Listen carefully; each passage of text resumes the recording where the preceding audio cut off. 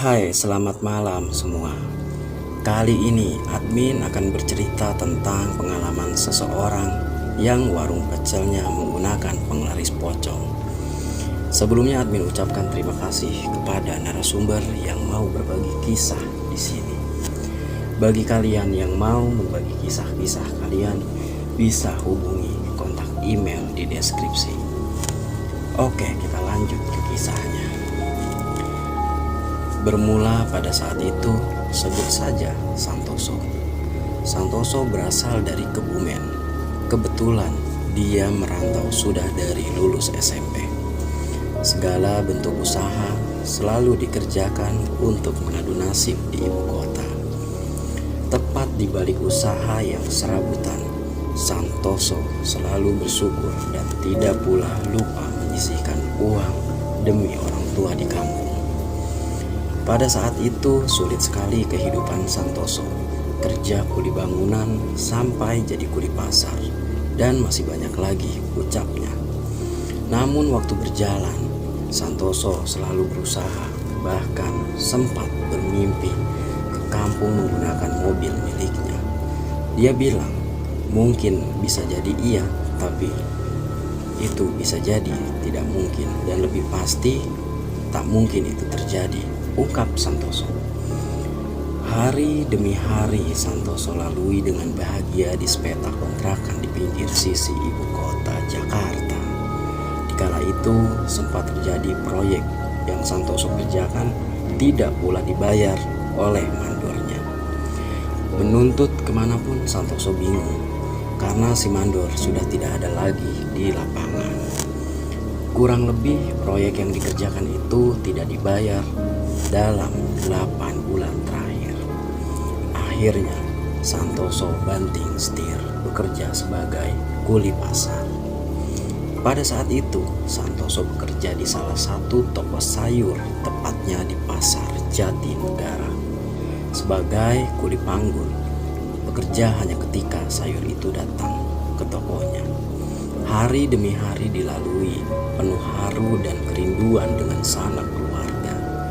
Namun apa daya, Santoso kini yang bekerja serabutan tak cukup untuk membeli dirinya ke kampung. Bekerja terus-menerus di bawah kekuasaan atasan pasar itu sangat membuat Santoso menderita.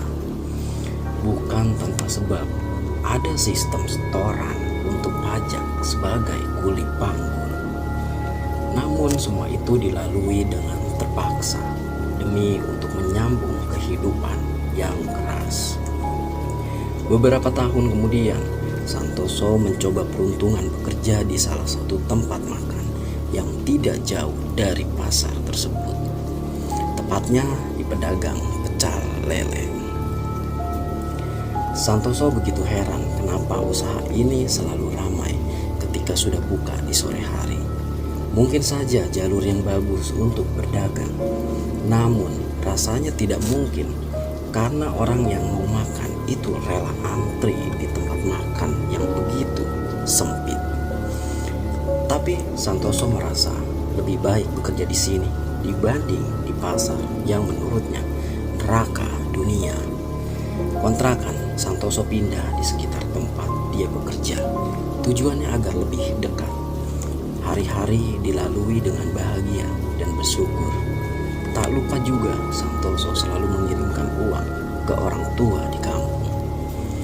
Pada satu ketika Santoso yang belum pulang bertahun-tahun mendengar berita kalau ibundanya sakit. Santoso sontak bingung, harus bagaimana untuk saya pulang dan membawa ibu berobat lebih baik. Sedangkan ekonomi saya pun sulit dikatakan dari cukup, ucap Santoso. Semua kerinduan hanya tercurahkan melalui telepon.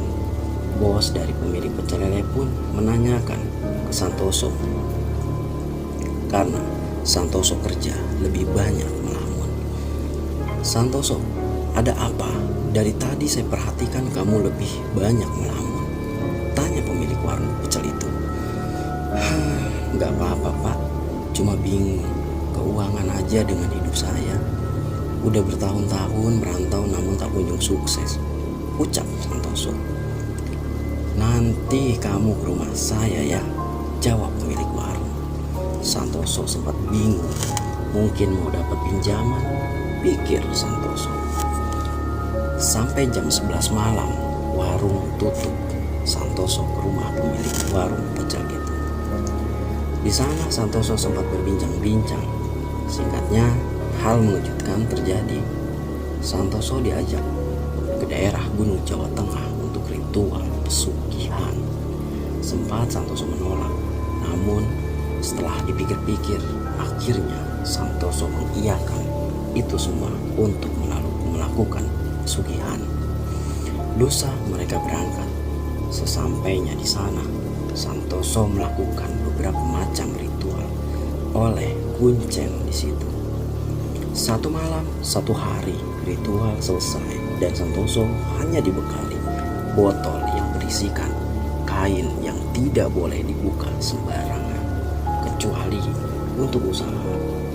Namun Santoso bingung, bagaimana usaha modal aja tidak ada.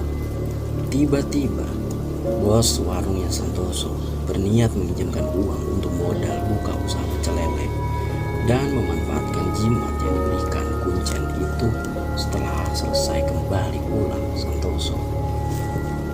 Sampai di rumah Santoso, hanya merinding dan merasa seperti ada yang mengawasi untuk aktivitas. Berjalan waktu yang kurang lebih 7 hari kemudian, Santoso mendirikan warung pecel lele, namun jauh dari tempat milik bosnya. Hari pertama jualan, Santoso mengeluarkan kain panjang dari botol yang waktu itu diberikan oleh kuncen itu. Lalu kain itu dicelupkan ke air dan diciprat-cipratkan ke seluruh warung. Dari mulai meja, kursi hingga lokasi berjualan.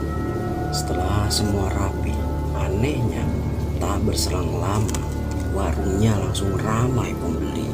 Bahkan hampir ngantri karena nggak muatnya lokasi dagangnya Santoso. Dari situlah Santoso mulai menaiki karir yang lebih baik. Hari demi hari, sampai dalam 9 bulan pertama, Santoso memiliki 20 cabang di wilayah Jakarta. Dan semua usaha maju pesat dan sangat betul-betul instan. 1 tahun Santoso berjualan, semua berubah dari kehidupan sampai barang milik Santoso, semua barang-barang mewah. Akhirnya, tepat Lebaran Idul Fitri, Santoso pulang ke kampung halaman dengan membawa mobil barunya yang baru saja dibelinya. Sesampai di kampung, semua bingung, terheran-heran. Seluruh mata tertuju pada Santoso karena mengendarai mobil barunya itu. Sesampai di kampung, banyak yang mengatakan Santoso, usaha apa sebenarnya di Jakarta? Akhirnya Santoso bercerita kepada keluarga dan kerabat di kampung kalau dia itu usaha dagang pecel lele. Seluruh yang mendengar sempat tidak percaya, namun Santoso meyakinkan semua itu dengan dalih-dalih marketing, pasaran harus pintar agar orang mau mampir dan jajan di warung kita. Akhirnya semua percaya tuh, dan Santoso menjadi sosok satu di antara saudara besar yang paling sukses dan disegani di kampungnya. Singkat cerita, Santoso mulai mencari pendamping hidup karena dia merasa semua sudah cukup, tinggal istri saja yang belum ada. Dalam perjalanan asmaranya, Santoso bertemu dengan sosok wanita yang masuk dalam kriterianya. Tak banyak bicara, Santoso langsung mendekati dan saling berkenalan di sebuah mal di Jakarta. Santoso pun semakin hari semakin dekat dengan wanita itu. Singkatnya, wanita itu siap untuk dinikahi oleh Santoso. Dia bernama Resti.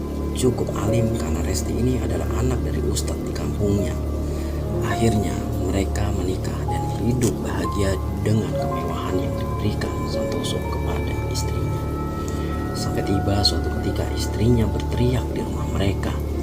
Katanya Resti, istri Santoso, melihat sosok pocong di sekitar rumah kediamannya.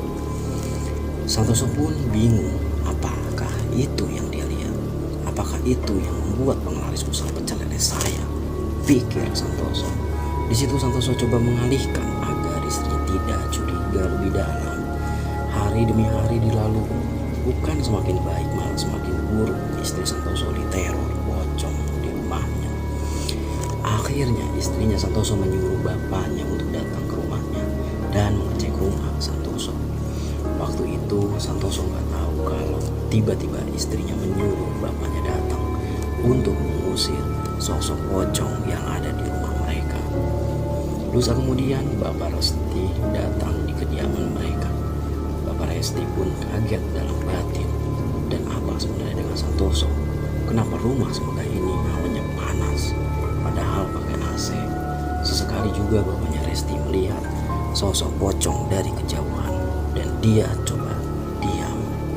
Sampai akhirnya anaknya bercerita bahwa di rumah suaminya penuh pocong.